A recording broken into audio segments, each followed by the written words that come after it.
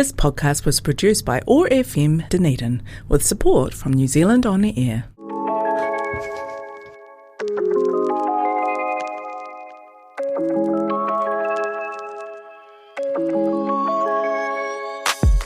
Welcome to Books Uncovered, an exciting conversation about books and literary events, brought to you by the Dunedin Athenaeum Library and Mechanics Institute. I'm Holly. And I'm Bella. Over the next half hour, we'll dive into themes ranging from romance to quirky book blurbs, all discovered within the depths of the Athenaeum Library.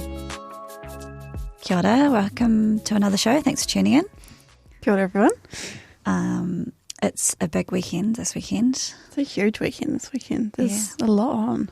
It's classic Dunedin, eh? It's like nothing happens for ages and then it all happens in the same week or the same weekend. Yeah, so you'll be listening to this in the beginning of the Dunedin Writers and Readers Festival. Yeah, so it starts on Friday and then it goes all Saturday. Sunday. And Sunday, yeah. Yeah, are you going to a few things? I can't, I'm working, so I'll be in the bookshop. It's just sad. I'm going to try and go to the Go Tell Your Racist Joke Somewhere Else, the poetry reading at Wolf on Saturday. That looks good. But yeah, sadly, and we're both going to the Landfall Symposium. Yes. On yesterday. On yesterday, on Friday, which will be really good because it's their 250th edition, which is really exciting for them. Today we're going to be talking about transformation. So I think, a lot of books could fall into this category. Yeah. I love books that deal with transformation in many different forms. Yeah. It's a really interesting way to explore lots of different themes. Yeah, it's kind of like a coming of age, like buildings romance. I think the most famous book would be Metamorphosis, Franz Kafka. Yeah, which I haven't read yet, but I need to. Haven't you? No. Oh, wow. Oh, it's something to look forward to. Yeah. So many people have, done their own sort of variation of that story. But yeah, and it's actually quite a slim, it's like a novella sized, I think. Yeah, it's on my list of I want to read in the coming months. Yeah, I want to read more classics. So yeah, no, it's good to do that because it kind of builds the foundation and it makes you realize how many people pull from that canon as well. I definitely need to I need to revisit 1984. Me too. I do want to read that again, although I'm a bit nervous too, just because. Yeah, very, very prescient. And I've never read Fahrenheit. No, neither have I. Is it 411? 451. 451. Which is being banned at the moment in America. Yeah, which is... why you want to read it? Yeah. And just one that I should have read before. Me as well. I think it's just one of those things. It's like you could just slips past the radar sometimes. So, who have you brought in to talk about today? My first book that I want to talk about today is called The Hounding. It's by Xenobe Purvis, who is an English writer. She read English literature at the University of Oxford and has an MA in creative writing from Royal Holloway. And this is her debut novel. I've heard about this novel through actually Sarai De Silva's Instagram story. She wrote Armour, which I've talked about on the show, and so I trusted her judgment that I should give this one a go. And this one, it really got under my skin in a really good way. It's very eerie, it's atmospheric, and it's quietly devastating. So it's set in 18th century Oxfordshire, and it follows 5 sisters in the sleepy village of Little Nettlebed, who are rumoured to be transforming into dogs. There's the theme. But what it's really about runs much deeper. It's about fear, suspicion, and how tightly knit communities can turn feral when faced with the unfamiliar. So Purvis actually grew the idea from this novel when she came across this true story of 5 sisters in 1700 who were said to be seized with frequent barking in the manner of dogs. Amazing. Mood. And she wanted to know what had happened to the girls and to imagine how the community might have responded to this strange phenomenon in its midst. And so the story grew as an imaginative response to that situation. This was billed as The Crucible Meets the Virgin Suicides by the publisher, which I think is apt. It also reminded me a lot of The Lottery by my girl Shirley Jackson, with that creeping small-town dread and the sense of claustrophobia as a village sort of slowly folds in on itself, which is in the best Gothic tradition. And it's a really subtle kind of horror, not just in what might be happening to the sisters, but in how everyone around them responds. I think Purvis's prose is really stunning. It's lush, sharp-edged and often unsettling, and there's a real simmering anger beneath the surface that feels really modern despite the historical setting. There's a really haunting ambiguity in it. And it's very reminiscent of the Virgin suicides in atmosphere and in the way the story is told. So it's told through the perspectives of 4 men, the sister's grandfather, 2 farmhands, and a very violently misogynistic ferryman who starts the rumour about them turning into dogs. And 1 woman, Temperance, the local pub owner's wife. So the result is a really refracted view of the 5 girls seen by 5 curious outsiders who each learn something about themselves as they watch. It really transforms them into something more symbolic than human, and they ultimately get consumed by the narratives projected onto them. Wow. I really enjoyed it. My one criticism was that I think she does sort of tell instead of just showing. You can kind of tell by the title that it's the Hounding, which refers to the girls turning into dogs, and also their neighbours taking up the hunt. That sort of shows that it's not a novel that's particularly interested in nuance. It really wants to directly engage with the subject of femininity being seen as a menace and a vessel to like these unchanneling, unnatural forces. But I did find that sometimes she was a bit too blatant on hammering home those themes, and it could have done with a bit of reining back. There's an example of this is a scene where it's a really grotesque scene where 6 young pregnant women are forced to carry the coffin of another villager who has died in childbirth as a reminder of the fate that might await them. And this is something that really happened. So she based this on historical fact. And the scene is really powerful and visceral, but I did find it got ruined a bit because at the end, Temperance, the pub owner's wife, muses that this is the great grueling trial of being a woman in a world governed by men. I just feel like you don't need to say it. Yeah, it's too on the nose, isn't it? Yeah, so that was my criticism. But overall, I really enjoyed it.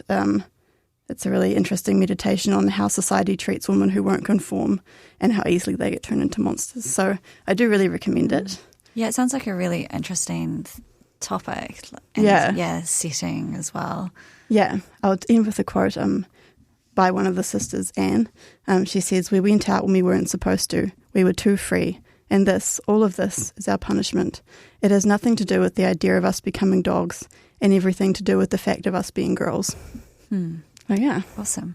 And remind us what's that? So that is The Hounding by Xenobe Purvis. Xenobe. Yeah, it's spelled Xenobe. Oh, yeah. Brilliant. Cool. Have to keep an eye out for that one. Yeah. What did you read?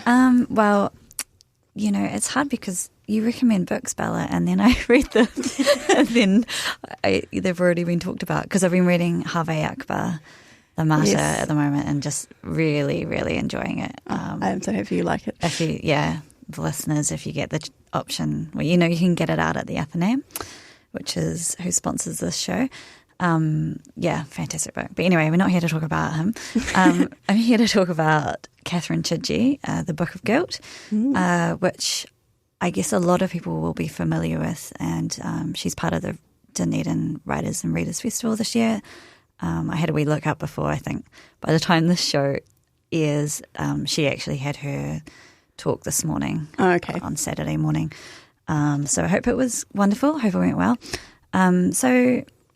She's born in the 70s and she's got 9 novels. And I always do that. I always go on about who the author is first before the story. It's interesting. I find it quite interesting, and I guess it goes against that like death of the author thing, like reading a text where you just don't consider the author at all. You know how they say you can't read Sylvia Plath without knowing her story, because we all know. Yeah. Anyway, Catherine Chidgey, she is one of those people that studied the MA, creative writing, up at Victoria University in 1997. She's this book, The Book of Guilt. She's employed the voice of a child as her primary protagonist, actually 2 children, which is a technique she's previously explored with Pet. And it's quite a challenging and bold approach to storytelling, I find, because it can either be really compelling and convey that kind of innocent, childlike perception of the world, or it can just kind of hit a bit flat and feel forced. But she handles this with with nuance and skill. So the story is set in a skewed version of England in 1979, and it follows 13-year-old triplets, Vincent, Lawrence and William, and they're the last remaining residents of a home scheme run by the government. But the government's changing and the scheme is getting shut down. And so the question of what to do with the remaining children and how to integrate them into society becomes sort of the main theme. And there's kind of this feeling of unease because you're not quite sure who these children are. So as a reader, you're already mulling up all these ideas of, are they clones or this and that. So it sort of reads like a BBC drama set in the 70s. I can imagine it being in that kind of vein. There's a sort of, I guess the transformation is this slow realization of who they are, and that transforms their life. So the main protagonist is Vincent.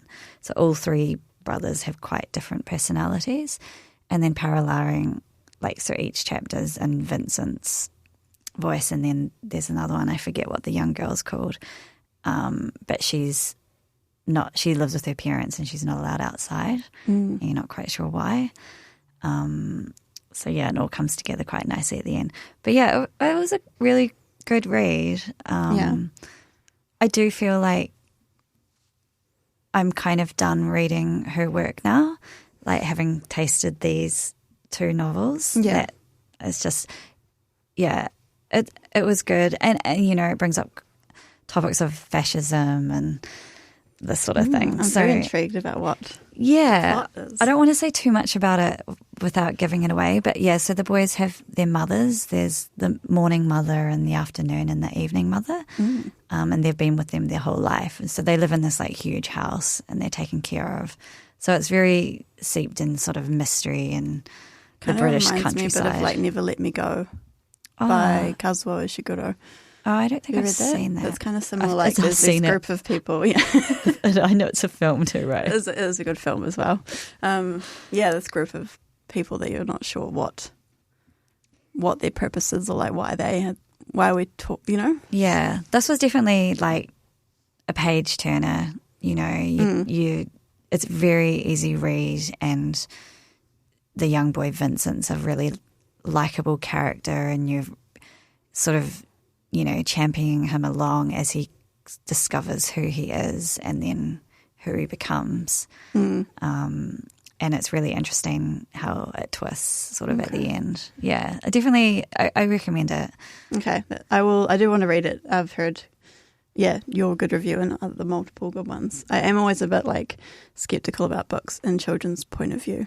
But I did like Pet, and there are a few that I have enjoyed, I like Room by Emma Donoghue, that sort of thing. Yeah, okay. Yeah. Yeah, it can kind of, it's definitely not my chosen, I wouldn't necessarily want to read a child's perspective. Yeah. As my opinion. It's children's perspective and animals' perspective, which Chidgey's also done with the X-Men's Carnival. Yes, that's right. Which I also need to try. And some people feel very strongly for or against her as well. But she's won numerous awards, and she's a very strong writer, and it's no surprise that she's doing well.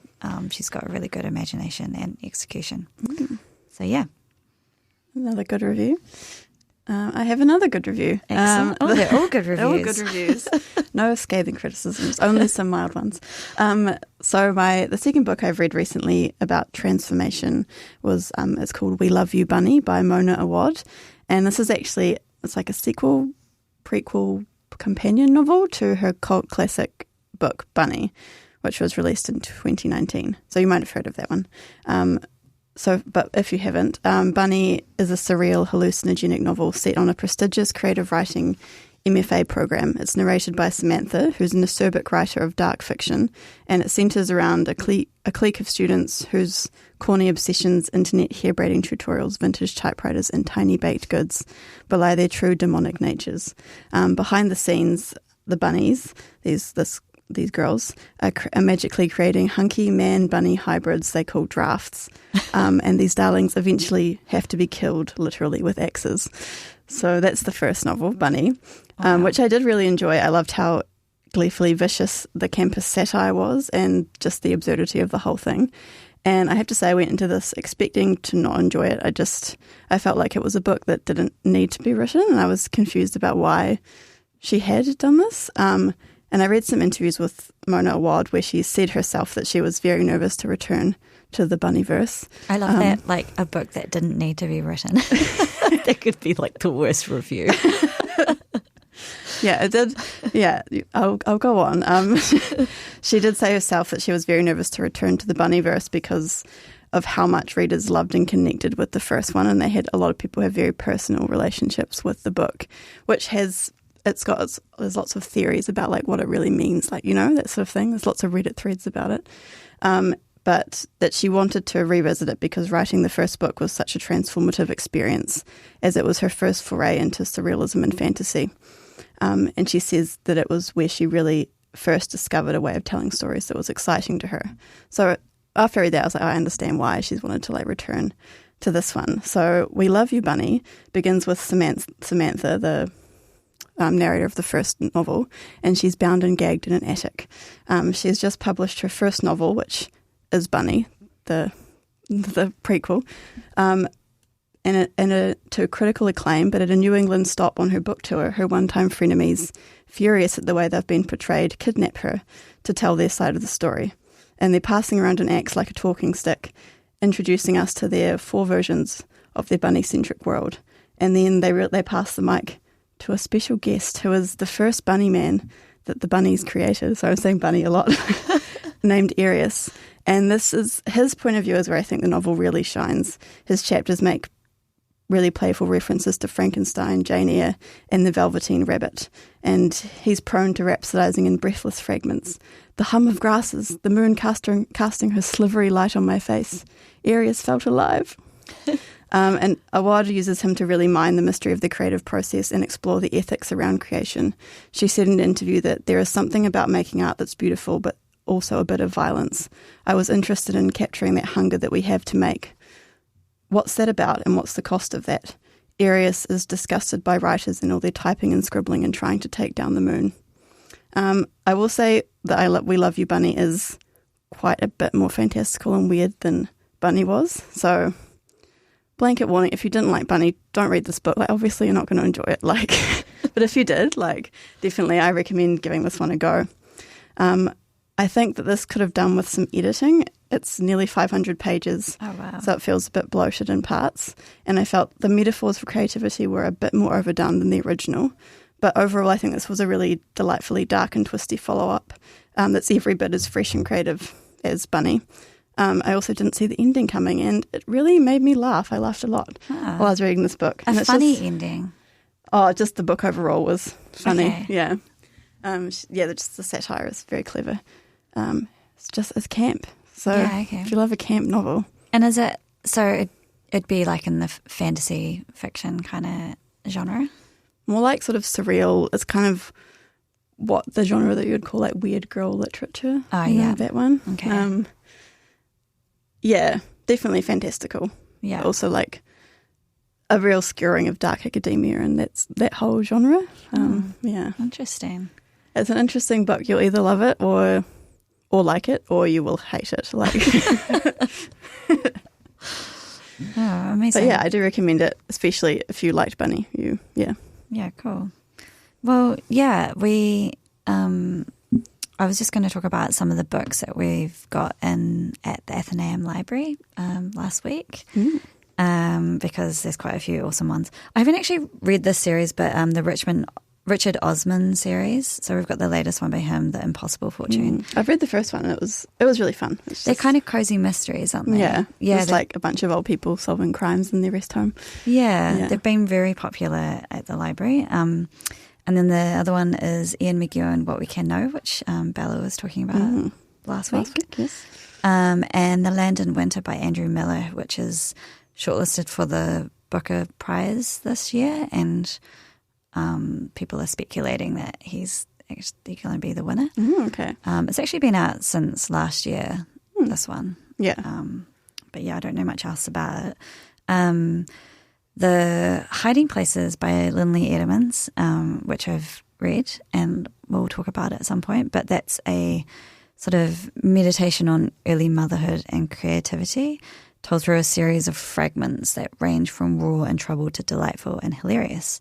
And she's using excerpts from family letters, medical records, and advice contained in the Chidgey King's 1930 tract, Feeding and Care of Baby. So it's all sort of written in fragments. It's a very easy book to go through. There's a quote on the back by someone saying, "Don't disturb me, I'm reading something really good." Yeah. Well, I can't wait to read that one. Yeah, it's we'll talk about it another time, but Lindley's a bit of a powerhouse in Dunedin and afar, and and then the next one is Gravity Let Me Go by Trent Dalton, who I've never read. Me neither. Australian writer.